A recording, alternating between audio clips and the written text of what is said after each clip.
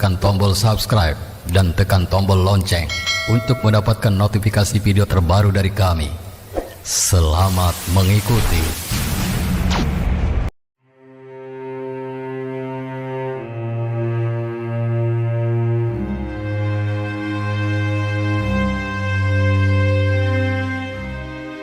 Assalamualaikum warahmatullahi wabarakatuh. Ternyata kalau diure lagi, ya, ternyata itu hanya semacam uap. Setelah dilihat uapnya habis. Jadi cahayanya sebetulnya bukan wujud, hanya wujud maya, wujud kamuflase. Alam raya ini adalah alam maya, Bapak Ibu. Ini hanya energi-energi yang tampil sebagai pulpen, tampil sebagai Bapak Ibu, tampil sebagai pohon, tampil sebagai gunung, partikel sama dengan kemarin kita bahas kan. Adonan-adonan itu ada adonan jadi gelas, adonan jadi pulpen, adonan jadi bapak, laptop. Hakikatnya semuanya ini siapa? Adonan. Apa itu adonan? Energi. Itu bisa dipecah. Tadinya uap, uap itu nothing. Ternyata yang ada adalah hanya Allah. Jadi tidak ada yang mewujud selain hanya Allah. Pantas Allah mengatakan Allahu muhitun wallahu muhitun ala kulli syai'. Allah serba mencakupi, meliputi semuanya. Jadi sesungguhnya hakikat wujud itu tidak ada selain hanya Allah. Ternyata kalau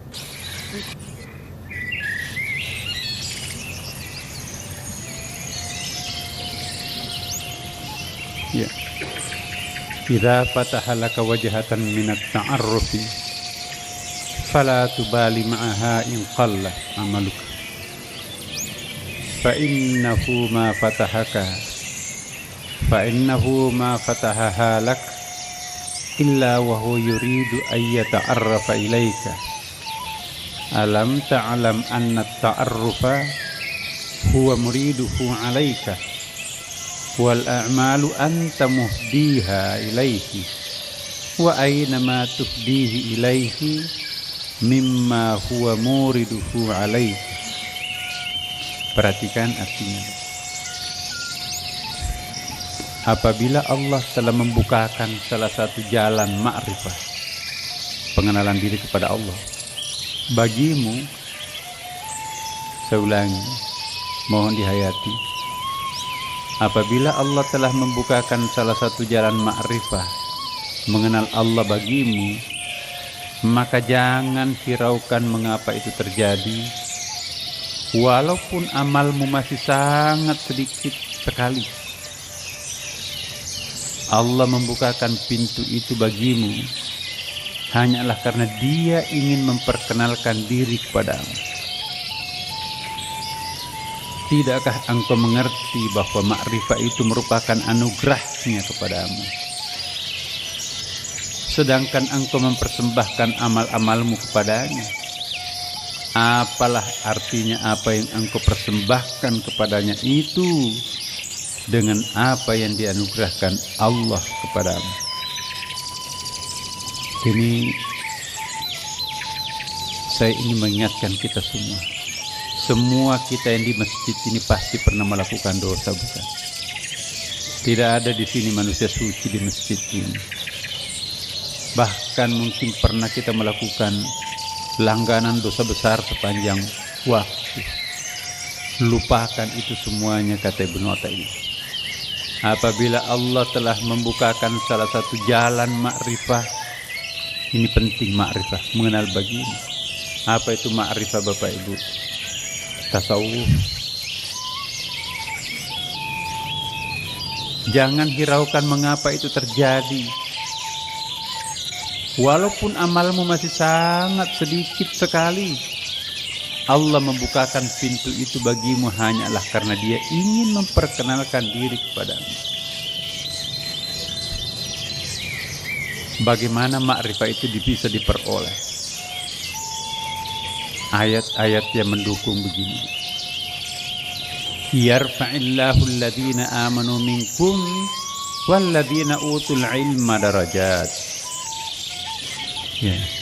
Allah akan meninggikan derajat orang-orang yang beriman di antara kalian dan orang-orang yang diberi ilmu pengetahuan beberapa derajat.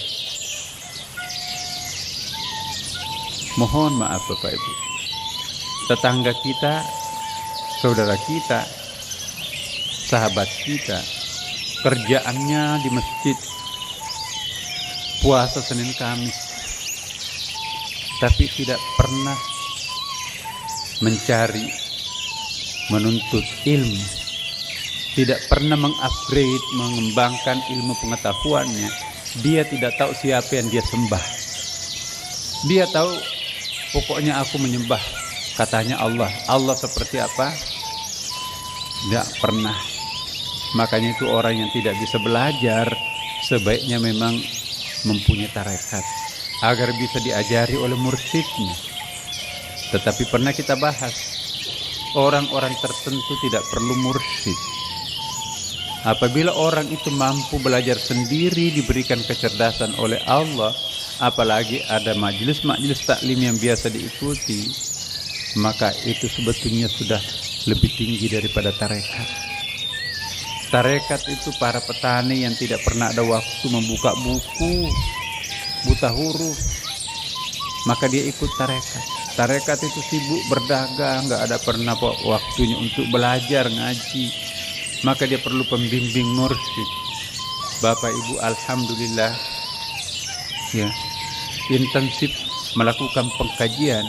Ini sudah S16 nih, bukan S3 lagi Bu. Subhanallah. Janjinya Allah di sini apa? Yarfa'illahu alladhina amanu minkum. Allah akan meninggikan orang-orang yang beriman di antara kamu dan orang-orang yang diberi ilmu pengetahuan beberapa derajat, melampaui orang yang puluhan tahun beribadah rutin tapi tidak pernah memahami hakikat Tuhan, tidak pernah memahami apa di balik ibadah ini, bagaimana cara beribadah yang baik, apa dan siapa sesungguhnya kita sembah. Inilah yang kita pelajari di dalam materi-materi tasawuf ini. Kita tidak hanya berfikir, mengamalkan, tapi tidak paham apa yang diamalkan. Itu adalah orang awam. Di sini kita diingatkan Bapak Ibu, kalau kita terus belajar, apalagi belajarnya tingkat tinggi, ma'rifah, tasawuf, apa kata Ibnu Athaillah? Apabila Allah telah membukakan salah satu jalan ma'rifah mengenal Allah bagimu, jangan hiraukan mengapa itu terjadi. Seringkan kita begini, nggak mungkin saya kan langganan dosa. Dosa numpuk di dalam pundak saya sekian lama. Bandingkan tetangga yang memang hidupnya 24 jam di masjid. Memang iya. Tetapi bukankah Bapak itu pakai lift memahami ma'rifah sehingga potong kompas mendapatkan ilmu? Ada 3 anak tangga menuju Tuhan Bapak Ibu.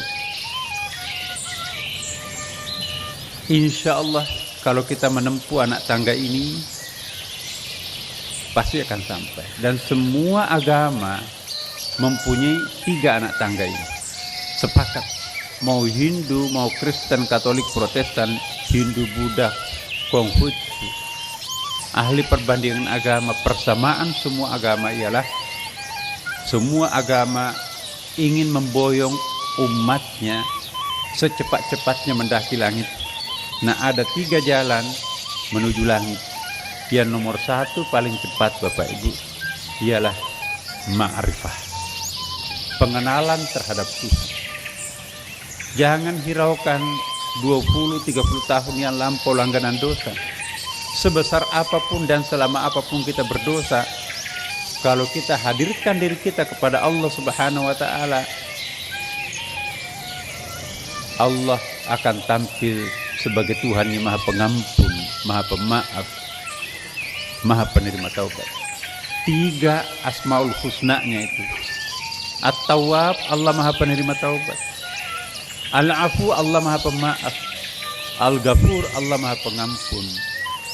Jadi kalau orang sudah bertaubat, memohon maaf dan istighfar, jangan lagi takut Allah tidak akan mengampuni dosanya.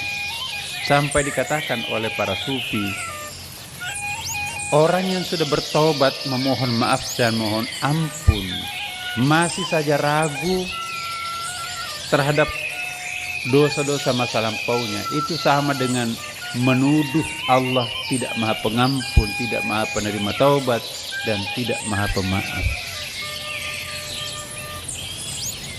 Sebesar apapun dosa hambanya, pengampunan Allah jauh lebih besar. Di sini kita diingatkan, apabila Allah membukakan salah satu jalan ma'rifah bagimu, maka jangan hiraukan mengapa itu terjadi. Walaupun amalmu masih sangat sedikit sekali, walaupun dosanya pernah dilakukan itu bertumpuk-tumpuk, ma'rifah itu akan menggugurkan seluruh dosa-dosa masa lampau Bapak Ibu. Ini malam Jumat kita datang belajar ma'rifah di masjid kita ini. Seandainya orang tahu kegunaan pelajaran ma'rifah, apalagi malam Jumat Bapak Ibu, nggak ada orang mau tinggal di rumahnya. Tapi tidak semua orang diberi petunjuk. Hanya wajah-wajah surga inilah yang diberi petunjuk oleh Allah Subhanahu wa ta'ala. Ini janji Allah. Nah, Ibnu Abbas, sahabat setia ilmuwan Nabi ini, orang-orang yang berilmu, ya terutama ilmu ma'rifah, keunggulannya 700 derajat di atas orang-orang yang ahli fikih, orang beriman biasa. Beriman, beramal, tapi enggak paham hakikat ma'rifah. Pendatang baru, tapi langsung melejit. Kenapa? Jalan yang paling cepat menuju Tuhan, ma'rifah. Yang kedua, jalan menuju Tuhan ialah amalan-amalan keagamaan. Salat tahajud, puasa Senin Kamis, zikir, tafakkur, tadakkur. Bukan main, itu naik juga. Ada orang, saya nggak bisa, akal saya nggak mampu belajar ma'rifah. Banyak kegiatan di kantor, di pasar, aku bisanya hanya taat, sholat duha, semua sholat sunat rawatib aku lakukan. Ada lagi orang yang ketiga, aku nggak bisa ma'rifahan, aku juga nggak bisa puasa Senin Kamis, nggak tahan. Aku bisanya cari uang, insya Allah uang ini aku akan sedekahkan. Itu disebut dengan jalur amal soleh. Sama-sama mencapai langit, tapi yang paling puncak, yang paling cepat mendakinya ialah orang melalui jalur ma'rifah. Kalau ada orang ahli ma'rifah, ilmuwan, banyak ilmunya, taat lagi beribadah, amal sosialnya juga banyak, juga secepat kilat menuju Allah Subhanahu wa ta'ala.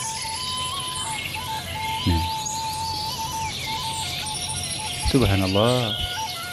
Diingatkan lagi Allah Bapak Ibu. Ini bukan saya, bukan ulama, bukan nabi. Hal yastawil ladina ya'lamun wal ladina la ya'lamun. Katakanlah Muhammad, apakah sama orang-orang yang mengetahui, ngerti ya, ma'rifah, dan orang-orang yang tidak mengerti? Ada orang mengamalkan, tapi bagaimana caranya khusyuk? Bagaimana apa yang dilakukan pada saat berwudu, salat? Bagaimana caranya berpuasa? Puasa khawas, nggak paham. Nah, kita memang pendek jangka tobatnya, baru 1 tahun bertobat, tapi insya Allah, janji Allah kalau kita belajar dan belajar, ma'rifah yang kita gunakan melejit melampaui orang yang puluhan tahun ahli ibadah. Di sini ada hadisnya nanti.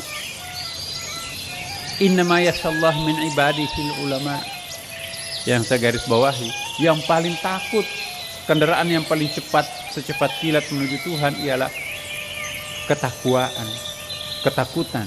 Yang paling takut kepada Allah itu adalah al-ulama, orang yang ngerti, orang yang paham, orang yang menuntut ilmu. Mudah-mudahan seperti kita semuanya di sini, Bapak Ibu. Ada orang ahli ibadah tapi ia nggak paham. Nah, kita insya Allah di samping mengamalkan juga paham, memahami apa yang kita lakukan dan melakukan apa yang kita pahami. Ada orang hanya melakukan apa yang dia tidak paham. Ada orang memahami tapi dia tidak melakukan. Insya Allah kita di sini memahami apa yang kita lakukan dan melakukan apa yang kita pahami. Itu jalur pintas menuju langit, Ibu Bapak. Ini ada ayatnya lagi. Wa ma yaqiluha illal alimun, itu banyak. Masalul ladzina takhudhu min dunihi lahi auliya. Saya bacakan terjemahannya saja. Perumpamaan orang-orang yang mengambil pelindung-pelindung selain Allah seperti laba-laba yang membuat rumah rapuh, itu kan. Dan sesungguhnya rumah yang paling lemah itu ialah rumah laba-laba. Kalau mereka mengetahui, sesungguhnya Allah mengetahui apa saja yang mereka seru selain Allah. Dan Dia Maha Perkasa lagi Maha Bijaksana. Dan perumpamaan-perumpamaan itu kami buatkan untuk manusia, dan tidak ada yang memahaminya kecuali orang-orang yang berilmu. Kita dengarkan dulu surah Al-Baqarah. Ayat yang saya garis bawahi, wa ma yaqiluha illal alimun.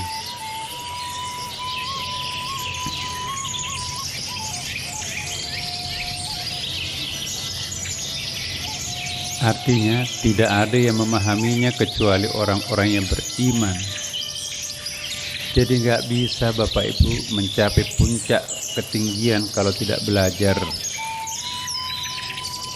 Man aradal akhirah fa'alaihi bil ilm, kata Rasulullah.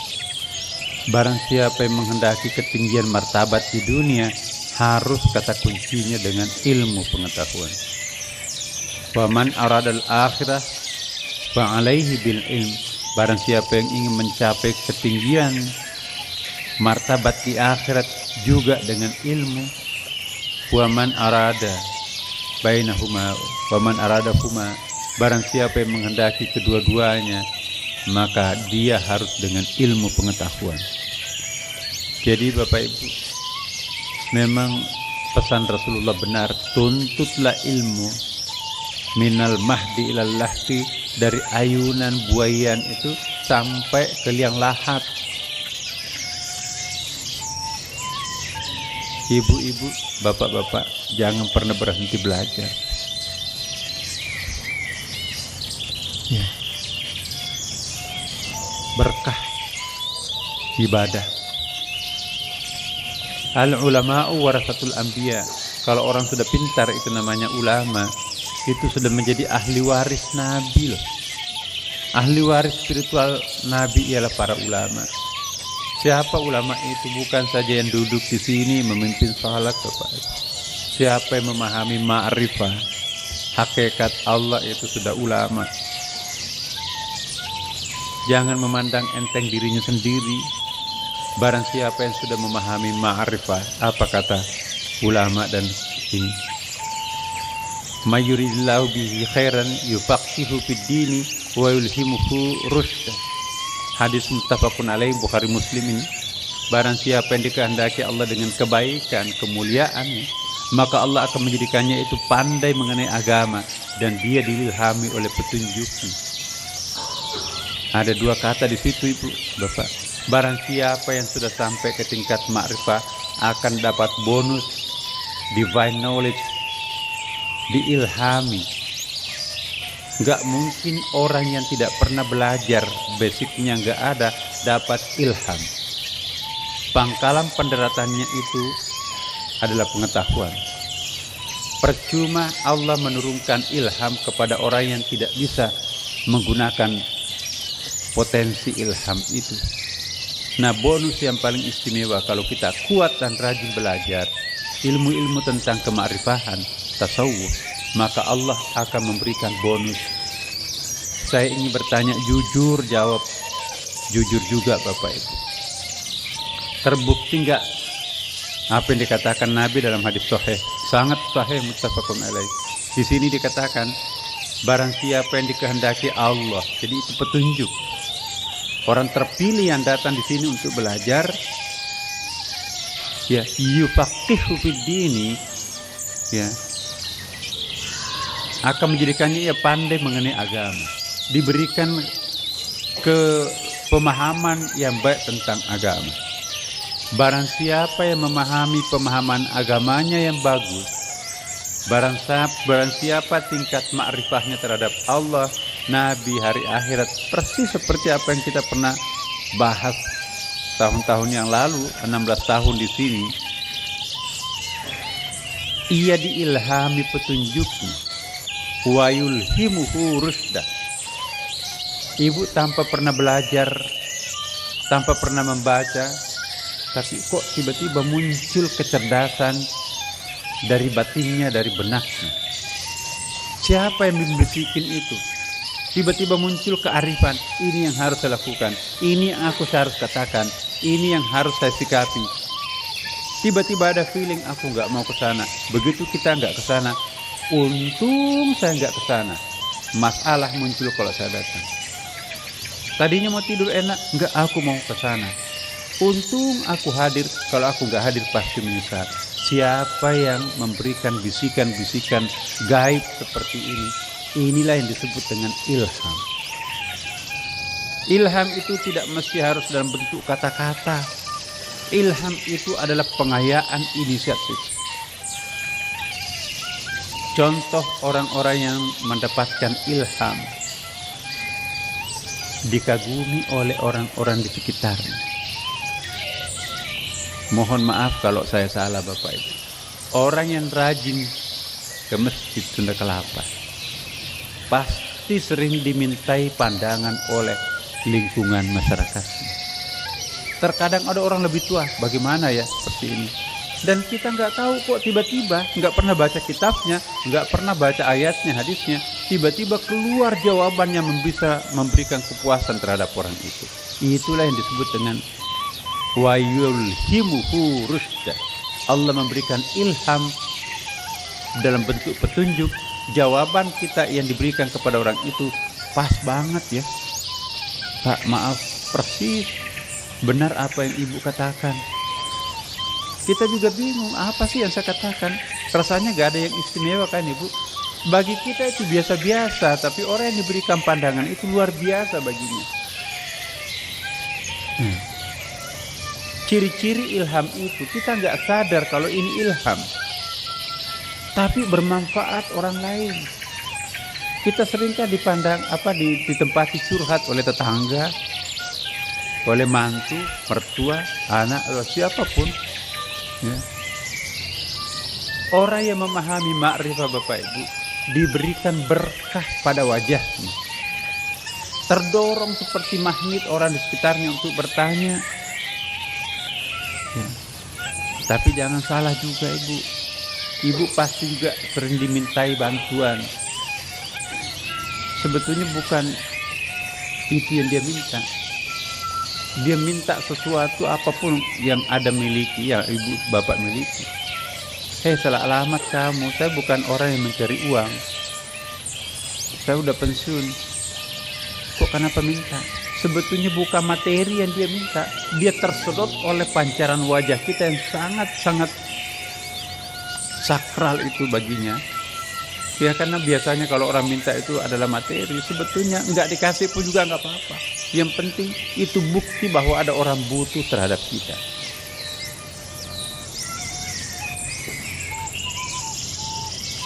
Benar nggak ini Bu Bapak? Pernah nggak dialami? Kalau ibu tidak pernah mengalami, bapak tidak pernah mengalami, berarti hadis ini salah. Apabila orang paham ilmu-ilmu keagamaan yang dalam, pasti sering orang bertanya kepada kita, dan pasti jawaban yang kita berikan terhadapnya menyentuh batinnya. Pas banget ya. Akhirnya berulang-ulang datang. Walaupun usia kita itu muda, tapi mampu memberikan pencerahan terhadap orang yang lebih tua dari kita. Walaupun ilmu kita tidak sarjana, tidak profesor, tapi ada orang lebih nyambung aku dengan dia. Tidak gampang Ibu, Bapak, orang itu curhat terhadap seseorang. Sama dengan kita kan. Masa kita mau curhat orang yang tidak punya tanda-tanda wajah kesalehan? Itu ada daya sedotnya luar biasa. Nah makanya itu, inilah yang pernah kita bahas, warid. Orang yang punya ma'rifah tentu akan rajin melakukan wirid. Orang yang rajin melakukan wirid, pasti Allah akan menganugerahkan warid. Warid itu efek zikir, efek wirid. Tidak ada wirid yang disisiakan Allah Bapak Ibu. Makin banyak wirid yang kita amalkan, semakin cahaya, cemerlang, energi muka ini menyedot daya pikat kita luar biasa kepada orang. Apalagi kalau ditambah dengan ibadah, subhanallah, ilmunya penuh di kepalanya, tapi rajin sujud tengah malam. Doakan saya Bu, doakan saya Pak. Kok kenapa? Ada yang menyedot orang itu untuk minta, tolong saya Pak. Jangan menolak orang minta tolong kepada Bapak Ibu. Itu konsekuensi yang Allah berikan kepada Ibu. Ma'rifah yang kita miliki, maka itu pasti akan memasang tanda-tanda kekeramatan dalam wajah kita. Jangan sampai merusak-rusak kewibawaan muka Bapak Ibu. Rasulullah mengingatkan, jangan menodai, jangan merusak berkah di wajahnya dengan cara ketawa terbahak-bahak. Ketawa yang terbahak-bahak sampai keluar air matanya, meledak-ledak ketawanya, berkah yang selama ini kita pungut, kita kumpulkan, itu seperti topeng yang dibuang. Tahanlah dirinya untuk tidak ketawa terbahak-bahak, tapi tersenyum simpul itu sunnat. Al-basyasatu sunnatun, al-basyasatu sadaqatun. Tersenyum simpul kepada orang itu sedekah, itu sunnat. Tanpa harus dengan uang kita bisa sedekah setiap hari. Lemparkan senyum cinta terhadap orang. Senyuman seorang ahli ma'rifah itu menembus batin. Tapi senyuman artis yang pintar antagonistik itu, lain di muka, lain di hatinya, ya itu nggak sama. Mohon maaf Bapak Ibu, bacakan surah Al-Fatihah. Air ini suruh orang yang sakit perut